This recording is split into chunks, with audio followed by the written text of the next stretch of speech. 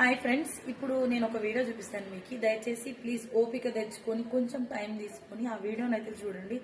Skip మాత్రం చేయొద్దు, దయచేసి చూడండి. ఈ వీడియో చూడడం వల్ల కొంచెం ఏదైనా మనకేమన్నా అర్థమవుతుందేమో. ప్లీజ్.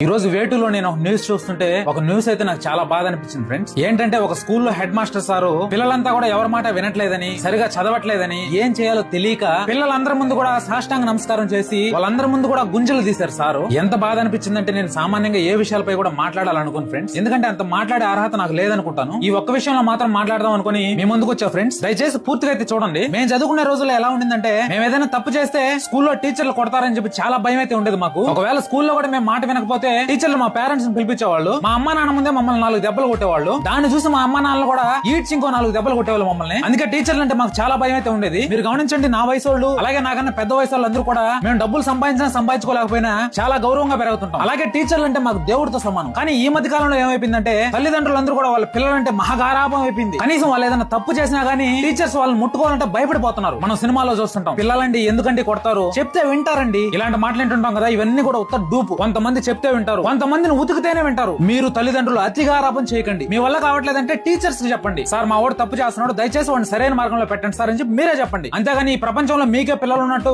వాళ్ళని తీసుకుపోయి మీ నెత్తిని పెట్టుకుని అయితే పెంచొద్దు. అలా చేశారంటే వాళ్ళ జీవితంలో దేనికి పనికి రాకుండా పోతారు. నేనేమనుకుంటానంటే, పిల్లల్ని మందలించడం అనేది టీచర్స్ కుంటే ఒక ప్రాథమిక హక్కు అని నేను అనుకుంటా. కొంతమంది సైకో టీచర్లు కూడా ఉంటారు, వాళ్ళ గురించి నేను మాట్లాడట్లేదు. ఇప్పుడు ఈ సార్నే చూడండి, ఆ పిల్లల్ని పట్టించుకోకపోయినా సరే ఆయన జీతం అయితే ఆయనకు వస్తుంది. కానీ ఎలాగోలా వాళ్ళని బాగుపరచాలని చెప్పి వాళ్ళందరి ముందు సాష్టాంగ నమస్కారం చేసి వాళ్ళందరి ముందు గుంజలు కూడా చేస్తున్నారు సార్. ఎందుకు ఇలా చేస్తున్నారంటే, ఆవేదన. వాళ్ళని ఏం చేయలేని స్థితిలో ఏ తప్పు చేయకపోయినా సరే చిన్న పిల్లల మధ్యలో గుంజలు పెడుతున్నాడు సార్. దయచేసి పేరెంట్స్ మారండి. నాకు అనిపించింది చెప్పా ఫ్రెండ్స్. దయచేసి నేను చెప్పిన దాంట్లో ఏమైనా తప్పు ఉంటే క్షమించండి. దయచేసి మీరైనా అతిగారాపం చేయకుండా పిల్లల్ని కాస్త భయంగా పెంచండి.